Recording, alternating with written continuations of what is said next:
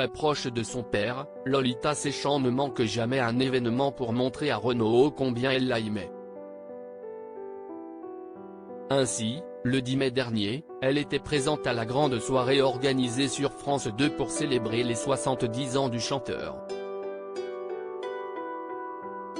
Mais cette fois-ci, l'écrivaine a tenu à s'exprimer sur ses réseaux sociaux pour un tout autre motif. En effet, celle qui écrit des livres pour enfants a poussé un gros coup de gueule. Elle a dévoilé via son compte Instagram, être victime d'une usurpation d'identité. Ce lundi 27 juin, ses fans ont donc été mis au courant d'une arnaque qui la concerne. Lolita Séchant a ainsi publié 2 clichés sur lesquels il est écrit « Sur Facebook quelqu'un se fait passer pour moi et demande de l'argent pour aider mon père. Si est une démarche illégale. Ne donnez pas un sou. Et si vous avez le temps, dénoncez le compte », a-t-elle demandé à ses abonnés. Pleine d'humour, elle n'a pas hésité à rebondir sur cette affaire. « Si mon père ou moi devions racketter les gens, ce serait pour demander soit du gruyère pour les nouilles soit un arbre en bois », a-t-elle écrit. Tout est bien qui finit bien puisque Lolita Séchant s'est félicitée de la suppression de ce fameux compte. Waouh, eh bien il a disparu en 2 minutes 30. Je sous-estimais ma capacité à terroriser.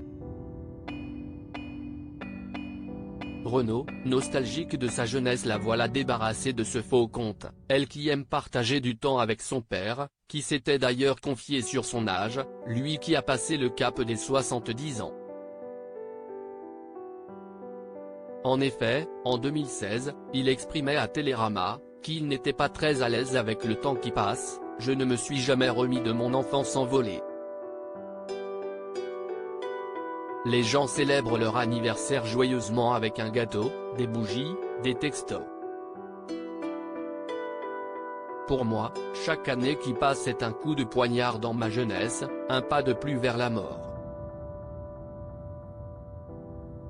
Dans les années 1980, j'ai eu le bonheur de voir naître ma fille, mais en la regardant grandir, je me suis vu vieillir. La période a coïncidé avec mes premières grosses déceptions politiques. Et la perte d'amis, comme Coluche. Petit à petit, je me suis enfoncé. Dépression, alcool, hypocondrie, paranoïa.